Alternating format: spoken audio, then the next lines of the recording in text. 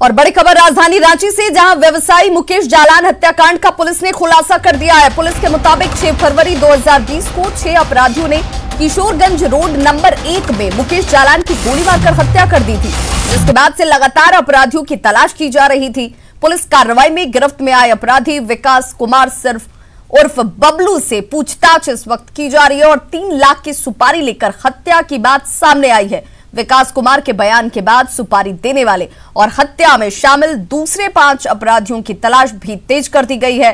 Police के मुताबिक हत्या के मोटिव का अब तक खुलासा नहीं हो पाया है, लेकिन जल्द ही पुलिस मुख्य साजिशकर्ता को गिरफ्त में लेकर इस पूरे मामले से पर्दा हटाएगी। अज्ञात अपराध कर्मियों द्वारा एक व्यक्ति मुकेश जालान को गोली मारी गई थी और बाद में उनकी इलाज में मृत्यु हो गई।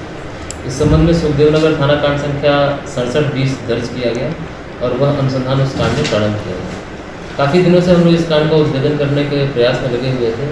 इसमें पुलिस उपाधीक्षक कोतवाली और पूर्व थाना प्रभारी संजय इन्होंने काफ़ी मेहनत की थी और ये काफ़ी दिन से इसमें प्रयासरत थे। इसमें एक बड़ी सफलता मिली है। एक व्यक्ति जिसका नाम विकास कुमार साहू बबलू है, उसको गिरफ्तार किया गया है, जो कि खबर लोहरदगा से, जहां पर लड़की का शव मिलने के बाद सनसनी फैल गई है। हत्या कर शव को फेंके जाने की आशंका जाहिर की जा रही है। लोहरदगा में लड़की के शव के मिलने के बाद सनसनी और हत्या कर शव को फेंके जाने की आशंका जाहिर की जाती हुई फिलहाल शव की शिनाख्त नहीं हो पाई है। मामले की तफ्तीश में पुलिस जुट गई है। तो लोहरदगा से बड़ी खबर, जहां पर लड़की के शव को बरामद किया गया है और जैसे ही इस खबर की जानकारी ग्रामीणों को हुई, उसके बाद इलाके में सनसनी फैल गई है। हालांकि ये शव किसका है, इसकी पहचान अब तक नहीं हो पाई है। पुलिस अपनी तफ्तीश में जुटी हुई है। और सहयोगी अदिति सिन्हा ज्यादा जानकारी के साथ हमारे साथ फोन लाइन पर जुड़ गई हैं लोहरदगा से। अदिति, इस शव को लेकर कोई जानकारी अब तक साझा हो पाई है? कोई शख्स इसे आइडेंटिफाई करने वाला? जी विभा, हम आपको बताना चाहेंगे कि अभी शव को लेकर के तो पुलिस जो है वो जांच पड़ताल में जुटी हुई है, लेकिन जो शव है उसको लेकर के उसकी पहचान भी अभी तक नहीं हो पाई है। चलो, बहुत बहुत शुक्रिया आदित्य तमाम जानकारी के लिए।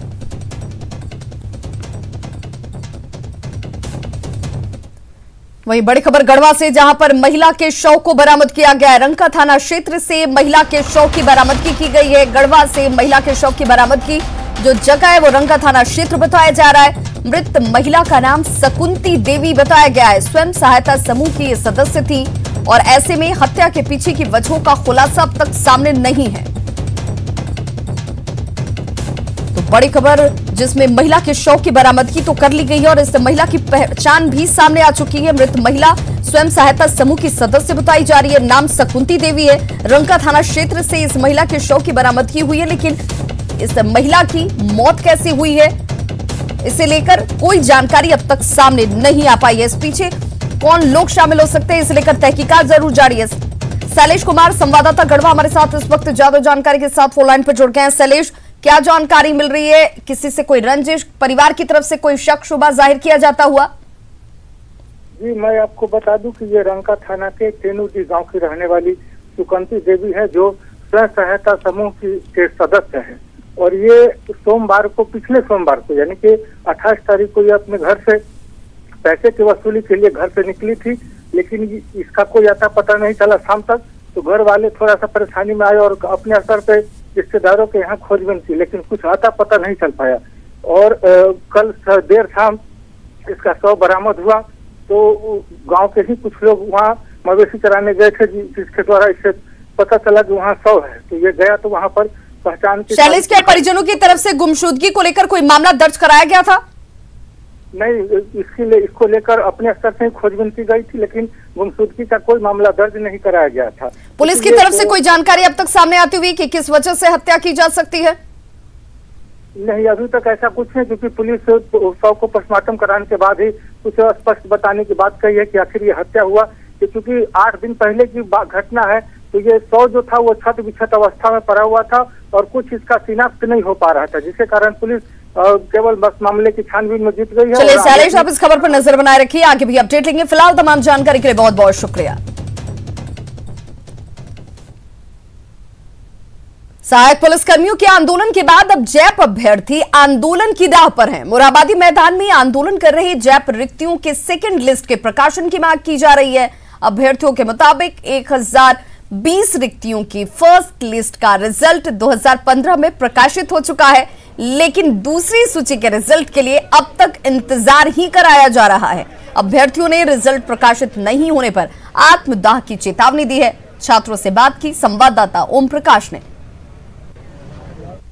पिछले 5 वर्षों से द्वितीय मेधा सूची जारी होने का इंतजार कर रहे लोग अभ्यर्थी अब जो है आंदोलन की राह पर हैं। इस वक्त मोरहाबादी मैदान में आप देख सकते हैं कि करीब सैकड़ों की तादाद में अभ्यर्थी यहां पर पहुंचे हैं और इनका वजह है क्योंकि पिछले 5 साल से द्वितीय मेधा सूची का इंतजार कर रहे हैं। क्या लगता है? द्वितीय मेधा सूची भी बनकर तैयार हो गया। हमने आशा लगा के और उम्मीद लगा के बैठा कि हो सके द्वितीय मेधा सूची आज न कल हो, आज न कल हो। इस पर सरकार का जो गुड़जोड़ था वो टूट गया। ये 1020 पोस्ट के लिए आवेदन था, जिसमें 700 कुछ लड़कों का भर्ती हो गया और बाकी भर्ती हम लोगों को जो द्वितीय मेगा सूची है वो जारी कर दे हेमंत सरकार। और हम लोग बहुत सारे बेरोजगार लड़का है जिसका सभी का एज भी खत्म हो गया है और वो दोबारा वैकेंसी में भर भी नहीं सकते हैं। तो हेमंत सोरेन से काफी उम्मीद थी हम लोग को और उम्मीद पे हम लोग खरा नहीं उतर रहे हैं। सारा बेरोजगार लड़का लोग हम लोग मोरहाबादी ग्राउंड में 10 दिन के अनशन पे आए हैं।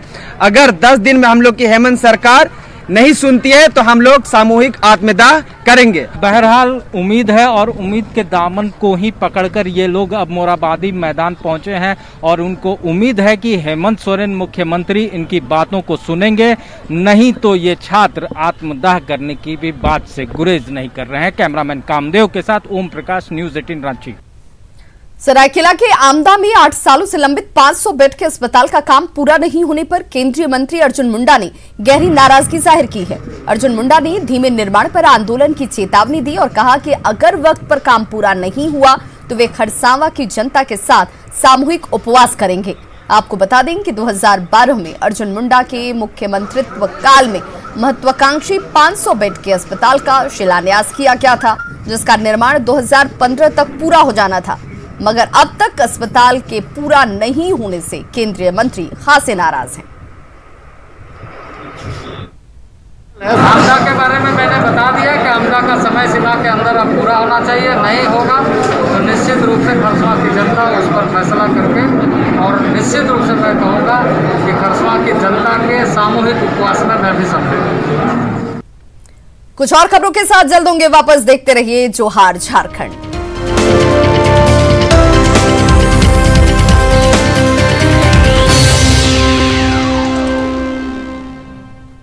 तो झारखंड की खबरों पर रुख करने से पहले आपको बताते चलें कि बिहार चुनाव में जेएमएम ताल ठोक रही है। वैसे में महागठबंधन में सीटों का बंटवारा हो चुका है।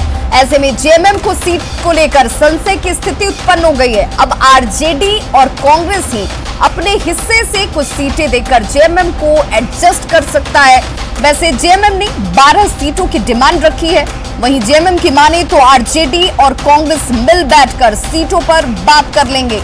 वहीं बीजेपी इसे लेकर चुटकी ले रही है।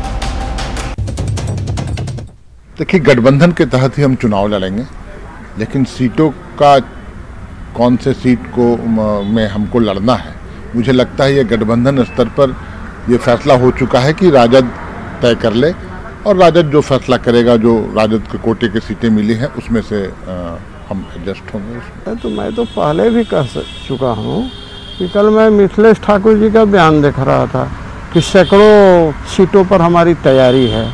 जब सैकड़ों सीटों पर तैयारी है तो मैं समझता हूँ कम से कम इन्हें 50 सीट तो मिलना ही चाहिए। जेएमएम हम लोगों का अभिन्न अंग है और हम समझते हैं कि हमें अपनी कुर्बानी देने पड़े, चाहे राजद को देनी पड़े या महागठबंधन के जो 7 लोग हैं उनको, लेकिन जेएमएम को निश्चित रूप से एक जो उनकी डिमांड है उसको उसके मद्देनजर रखते हुए और सीट का जो विनेबिलिटी का मामला है उसको ध्यान में रख करके निश्चित रूप से उनको भी मान सम्मान मिलेगा। और तो बिहार में भले ही पहले चरण के चुनाव के लिए उम्मीदवारों के नाम का ऐलान हो चुका हो, लेकिन रांची में केली बंगले के बाहर अब भी लालू से मुलाकात की आस में इक्का दुक्के नेताजी जरूर पहुंच रहे हैं।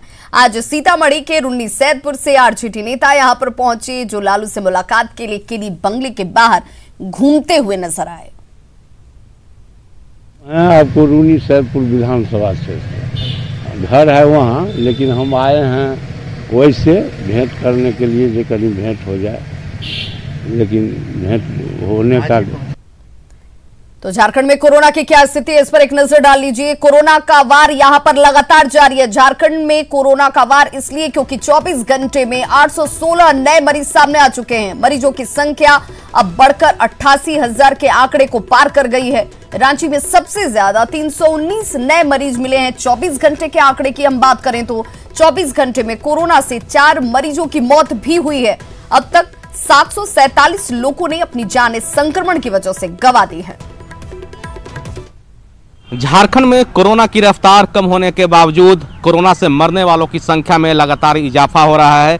अगर बात करें तो पिछले 24 घंटे में कोरोना से अलग अलग जिलों में 4 लोगों की मौत हुई है और इस तरह से राज्य में कोरोना से मरने वालों की संख्या 747 हो गई है, जबकि इस दौरान 816 कोरोना के नए पॉजिटिव केस मिले हैं और इस तरह से राज्य में कोरोना पॉजिटिव की संख्या बढ़कर 88,026 हो गई है। सबसे ज़्यादा केस एक बार फिर से रांची में मिले हैं। एक दिन में 319 नए पॉजिटिव राजधानी रांची क्षेत्र में मिले हैं। अच्छी बात यह रही कि 1284 कोरोना पॉजिटिव इस दौरान ठीक हुए हैं और राज्य में कोरोना को परास्त करने वालों की संख्या 76,843 हो गई है।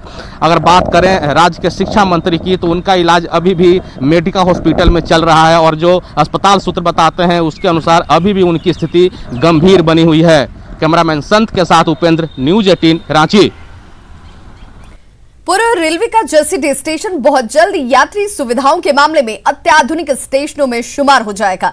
दरअसल कोरोना बंदी का सदुपयोग करते हुए इस स्टेशन को तेजी से आधुनिक बनाया जा रहा है। स्टेशन पर यात्रियों के लिए स्वचालित सीढ़ी, उससे जुड़े रैंप समेत तमाम सुविधाएं यहां उपलब्ध कराई जा रही हैं। स्टेशन के आधुनिकीकरण से बाबा नगरी देवघर जाने वाले यात्रियों को अब परेशानी का सामना नहीं करना पड़ेगा। ओवरब्रिज जिसमें कि रैंप और एस्केलेटर दोनों की सुविधा रहेगी। एक साइड में एस्केलेटर और रैंप की सुविधा रहेगी और दूसरे साइड में सीढ़ी के साथ लिफ्ट की सुविधा रहेगी, जिससे कि बूढ़े यात्री, दिव्यांग यात्रियों को सुविधा मिल सके। से भी ये बाबा नगरी जसीडीह रेलवे स्टेशन तीर्थ नगरी है। यात्रियों को आने जाने में जो असुविधा होती थी वो एक्सीलेटर में सुविधा होगी। वो लोग अपना मतलब कोई भारी भरकम सामान लेके भी ऊपर नीचे आ सकते हैं। मिला जुला कर सुविधाजनक ही है। जितनी रेलवे सुविधा दी थी उतनी बढ़िया है। रांची के दशम फॉल में फिर से पर्यटक आने शुरू हो चुके हैं और कोरोना काल में यहां सन्नाटा पसरा हुआ था, लेकिन अब ये तस्वीर बदलने लगी है। फिर से दशम फॉल गुलजार होने लगा है। बुला रहा है दशम फॉल। मानसून में रांची के दशम फॉल के दिलकश नजारे पर्यटकों को लुभा रहे हैं। चारों ओर चहल पहल बढ़ गई है। 144 फीट की ऊंचाई से पानी की दुधिया धारा जब नीचे चट्टानों से टकराती है तो उसे नजारे में ऐसा आकर्षित होता है कि दूर दराज से सैलानी खींचे चले आते हैं। तभी तो कोरोना काल में अनलॉक के दौरान छूट मिलते ही दशम फॉल की खूबसूरती निहारने के लिए झारखंड ही नहीं बल्कि पश्चिम बंगाल और बिहार से भी पर्यटकों का तांता लगा हुआ है। अपना बिहार से आए हैं। कैसा लगा दशम फॉल? बहुत ही अच्छा, और इसके बारे में बहुत सुना था पहले से, और आज देखने को भी मतलब कि मौका मिला तो हम लोग देखने आए हैं। और क्या खास है यहाँ का, क्या खास लगा? प्रकृति का सौंदर्य देखने को यहाँ मिलता है और बहुत फेमस है ये जगह पर्यटक के लिए। तो झारखंड में आदिवासी जनजाति के कल्याण का सभी सरकारें दावा करती रही हैं, लेकिन उन दावों की हकीकत क्या है ये हम आपको दिखा रहे हैं। इमली पेड़ के नीचे पिछले 3 साल से प्लास्टिक के टेंट में जीवन काट रहे लोग सबर जनजाति से ताल्लुक रखते हैं, जिनके पास रहने के लिए घर नहीं है, लिहाजा ये मजबूरी में तिरपाल के नीचे ही अपना जीवन गुजर बसर कर रहे हैं। घाटशिला के नक्सल फोकस एरिया डुमरिया प्रखंड के बिरगोड़ा एरिया में सबर जनजाति के 15 परिवारों का बसेरा है, जिनमें से 8 के पास अपना आवास तक नहीं है। 7 परिवारों के पास इंदिरा आवास है भी तो वो काफी जर्जर स्थिति में। इन परिवारों ने सरकार और प्रशासन से मदद के लिए कई बार गुहार लगाई, लेकिन अब तक इसका कोई असर प्रशासनिक अमले पर होता नजर नहीं आया। उसको बोल दिए कि खिड़की उड़की लगा देने के लिए, हम बोला कि नहीं, हम खिड़की नहीं लगा सकता है, खाली दरवाजा ही लगा देंगे। मेरे से बारिश गिरता है, ढलाई किए है ना, वो ऊपर से पानी गिरते हैं। राज्य के सबसे बड़े सरकारी अस्पताल रिम्स में पिछले 1 साल से गवर्निंग बॉडी की बैठक नहीं हुई, जबकि नियमावली के मुताबिक हर 3 महीने में शासी परिषद की बैठक जरूरी है। ऐसे में रिम्स शासी परिषद के सदस्य और कांके विधायक ने इस पर सवाल उठाए हैं। हालांकि स्वास्थ्य मंत्री ने जल्द बैठक बुलाने की बात जरूर कही। बार बोले तो बोले कि नहीं, अभी कोरोना के चलते कोई बैठक नहीं हो सकती है। यह फिर खुद भी कोरोना चपेट में आ गए, लेकिन फिर अभी जो मौका था, अभी मौका भी है इनको। सत्र शीतकालीन जो वर्षाकालीन सत्र चल रहा था, उसके पहले 1 दिन के लिए क्या दिक्कत होता है बुलाने के लिए? शासी पैसे की बैठक बुलाना चाहिए, क्योंकि इतनी ये अव्यवस्था जैसे जो होगी। तो आप जानते हैं कि बीच में कोरोना का समय था, सारे लोग उसमें लगे हुए थे, तो इसीलिए अभी टीवी की बैठक हम लोग जल्दी बुलाएंगे। रांची नगर निगम क्षेत्र में होल्डिंग टैक्स, वाटर टैक्स और ट्रेड लाइसेंस का अधिकार नगर विकास विभाग ने श्री पब्लिकेशंस को दिया है, जिस पर नगर निगम ने सवाल उठाए। डिप्टी मेयर ने इसे नगर निगम के अधिकार में हनन बताया। उन्होंने कहा कि हर संस्था को एक दूसरे के अधिकार का सम्मान करना चाहिए। देखिए, कंपनी कर रही है, ये इशू नहीं है। हम भी नहीं चाहते हैं कि किसी कंपनी विशेष पर कोई बात या चर्चा की जाए, लेकिन ये जरूर है कि जो काम जिसको करना है उसको करना चाहिए।